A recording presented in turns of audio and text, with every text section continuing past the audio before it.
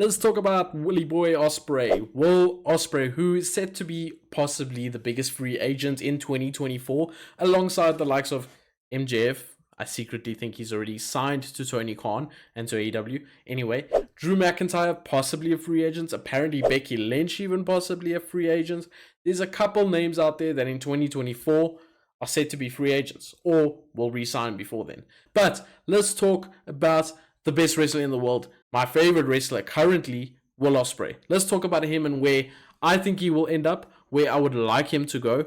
And let's just break down his free agency. So Will Ospreay has been in New Japan for a very, very long time now. He is a former junior heavyweight champion. He's a former heavyweight champion. He's the current US, UK, whatever you want to call it. They're making a new belt now at Wrestle Kingdom. He's that current champion and he's done a lot in New Japan. Arguably, there's still more to do for him. I think a G1 Climax win is in his future if he stays at New Japan. And I also think another run with the world title, this time in front of fans, is in his future. I do think his time is not done in New Japan, but he might feel it's done. He might feel it's over. It's time to move to the West, make some money, and yeah, support his family like he keeps mentioning over and over, whether it's promos, whether it's standard out of kayfabe interviews. He mentions this a lot, and he mentioned that he feels it's time to maybe move to America. There's 3 options in America. 3 options. We know these options: Impact or TNA, AEW, and the big one, WWE. Those are his 3 options to go to in 2024. Now, this is where it gets interesting. He has competed in AEW. We know he had that fantastic match against Kenny Omega. He wrestled Chris Jericho. He's done the lot.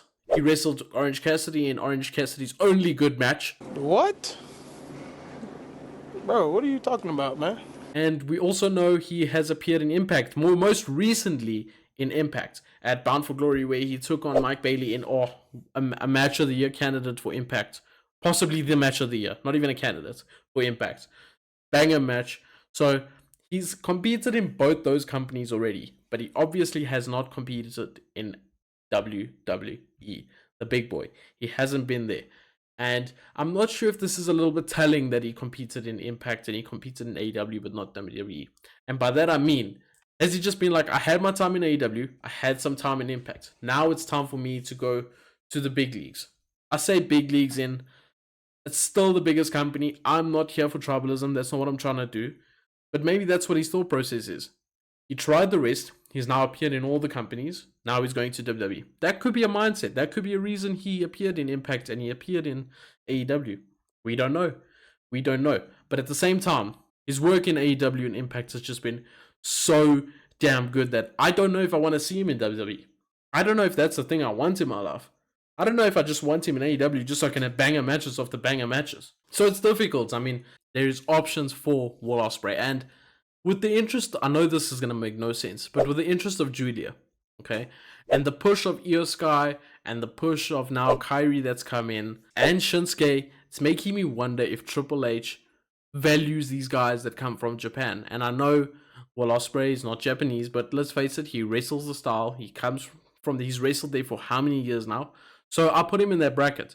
And that makes me wonder if WWE are really, really all in for Will Ospreay. And if they are, will they use him right? That's the question. Because one thing that Will Ospreay has improved on massively over the last couple of months and last couple of years is his character work. His promos and his character work have gotten so much better. Because previously, let's be honest, he was just that high-flying kid. He was that high-flying kid in New Japan. But he's changed that 360. Think about that promo on AEW television with Chris Jericho. One of the best self-promoting promos of the year. The man just went off and laid out all his accolades, everything he's done, and how it's his right to beat Chris Jericho. It's his responsibility. He has to do it. He will do it. That was one of the best promos of the year, and I think WWE will really appreciate what he can do on the mic and what he can do with his character. I don't think this is something to be taken lightly by any means. But the one thing that goes in Tony Khan's favor is he's worked with him before and they have been successful together. Successful together is a big, big factor. I think Will Ospreay has a bit more sense of security maybe going to a place like AEW, knowing how he'd be used. He'd have a little bit of creative freedom. He'd have that ability to kind of say what he wants and what he doesn't want. You know, that's how AEW works. The talents have a certain level of creative freedom. So that's a big plus for Tony Khan. And when you look at Impact, instantly the face of Impact, a new Impact going into TNA would be a huge, huge move for Will Ospreay, bigger move for TNA. And he could be the catalyst for TNA really stepping up and challenging AEW and WWE. He could be that guy. Don't know if he will, though. That's the problem. I don't know if he quite will. Let's look at some of the opponents that a person like Will Ospreay can face off against in WWE, AEW, and Impact. Let's start with Impact. Impact, firstly, Josh Alexander. Banger match. Another match with Mike Bailey. Yes, please. Matches with Chris Bay, Ace Austin. Yes, please. Matches with the Motor City Machine Guns. Yes, please. All matches I would cry for. I would go out of my way to see. So, definitely some good matchups in Impact. Definitely some potential for Will Ospreay to succeed there. Then we look at AEW. He's already faced Chris Jericho, Kenny Omega. So, who's left for him? Bryan Danielson. I mean, come on. Bryan Danielson. Yes, please. There's Hangman Adam Page. Yes, please. Swerve Strickland. Samoa Joe. Edge. Adam Copeland. Konosuke Takeshita. Oh my, that match. Konosuke Takeshita versus Will Ospreay. That would be so damn good. Daddy, chill.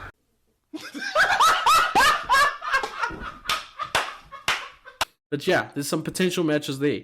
And then if we look at WWE, we've got the one that has been brewing for about 5, 6, 7 years now, which is Will Ospreay versus Seth freaking Rollins. And they recently had a little interaction on Twitter once again, which tells me maybe something is there. Just maybe. We've got Seth Rollins, obviously. We've got Cody Rhodes, which I think they have met in the ring before, but that would be an absolute banger. We've got Ricochet, and we know what they could do previously. We've got Rey Mysterio, we know what they could do. We've got Walter, Gunther, we know what they could do. There's matches there that have had that could be so damn good. And then we've got the likes of matches that we haven't seen against the likes of Drew McIntyre, Sheamus, Roman Reigns. So many good matches that Chad Gable, Will Ospreay versus Chad Gable, give them 45 minutes, let them just go at it. Guys, the potential is real. I think we've seen a lot of matches in New Japan that are now repeats with Will Ospreay. I think that's the one difference. That's the one big difference. There's a lot of repeats now. So I do think the potential of new matchups is so exciting. Sorry about that. So exciting. So, yeah, guys, let me know where you want to see Will Ospreay. I personally want to see him in WWE. I'm just a WWE fanboy. I love AEW. I love Impact. I watch them weekly. I love it, but I just think he'll be such a star in WWE. Such a star. Let me know where you guys want him to go, and we'll see you next time. Take care. Peace.